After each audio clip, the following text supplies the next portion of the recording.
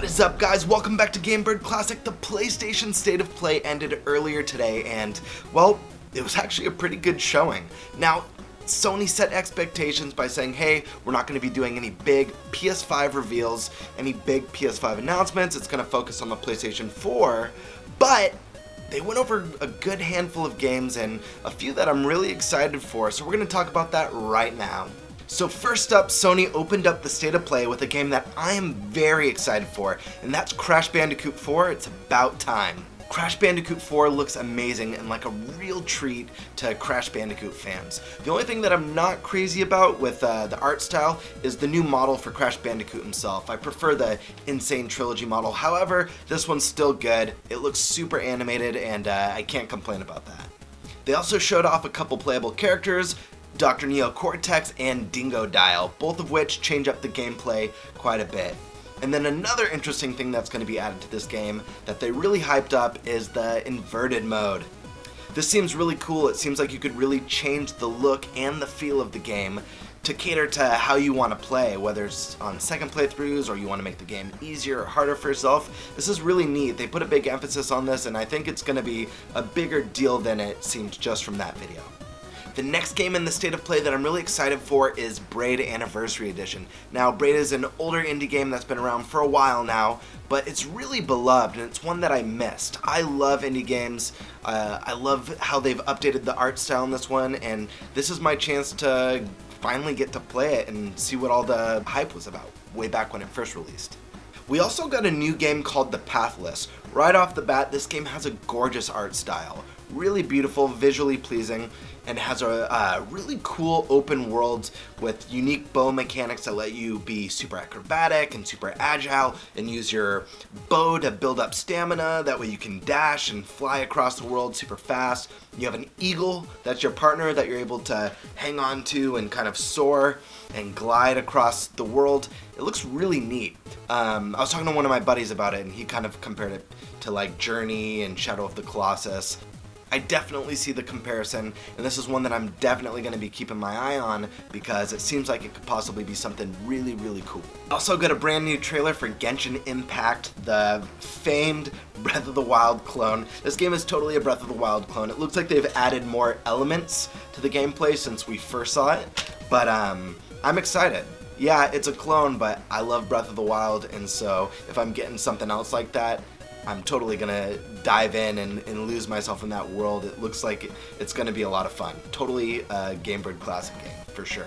We also got a quick look at the new expansion coming to Control. Now, Control was a really popular game, one that I just recently dove into with a buddy of mine and absolutely fell in love with it. It's super cool. I love the atmosphere. It's super unique and original, and I just really like that development team a lot. I was a huge Alan Wake fan. So, when the trailer for this expansion came out and teased Alan Wake in it, I lost it. I'm very excited. Control, AWE, Alan Wake Extended Universe, whatever, you're on my radar.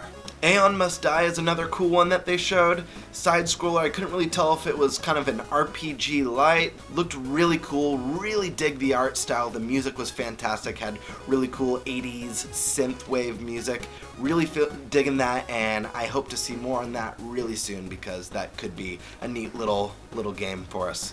We also got the big game of the show, Godfall, which is slated for a holiday 2020 release, and well, it looks pretty cool. Godfall is a looter-slasher action game that allows you to play either by yourself or with up to 2 other players for online co-op. I'm pretty interested to see more in this one. I'm a huge fan of loot-driven games like Diablo, which is one of my favorite series, or Borderlands, which I absolutely love. So this one's been on my radar since it's been announced.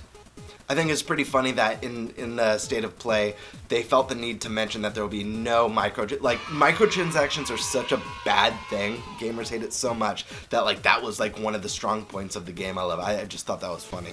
My only thing though, at first, I thought maybe the AI was not that great in this game, at least from the demo they were showing off, but they clarified later and they were like, hey, just so you know, in this game, you dominate the battlefield, not the enemies. So that kind of gave me almost like and I hate to compare this to Dynasty Warriors because I know it might upset a lot of people, but it gave me that kind of Dynasty Warriors vibe, whereas like it's not so much about the enemies, but you being this badass who's just tearing them apart. They even doubled down on that thought by saying this game is offense over defense, and it rewards you for playing more offensively.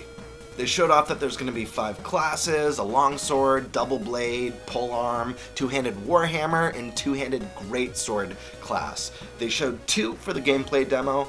I really want to see how the loot system works, just to get a better idea. The game did look a little bit linear. I was hoping for something a little bit more open, but I'm guessing it's mission-based, so I guess having a more linear co-op focused thing makes sense for what they're trying to do.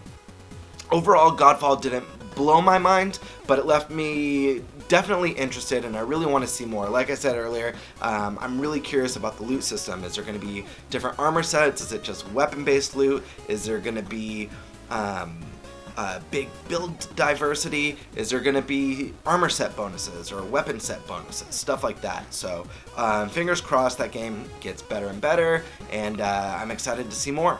So those were the big ones that stood out for me personally. Let me know in the comment section below which games you're excited for. Also, let me know if you enjoyed the State of Play. Again, I thought it was a pretty good showing. Honestly, I wish Nintendo would do something like this. Just go over some of those games that we're waiting for. I want to know what's going on with No More Heroes 3. I want to know what's going on with that Mario Anniversary Collection. I want to know what's going on with Bayonetta 3. I want to know what's going on with Bravely Default 2. Give me some news, Nintendo. But anyways, I hope you guys enjoyed this video. If you did, hit that like button, helps my channel out. Smash that subscription button and smash that notification bell so you can see when I upload next. And I'll see you all on the next Gamebird Classic. Peace. What if I open the video like this with my legs open? No. What about closed? Don't even do the intro at all.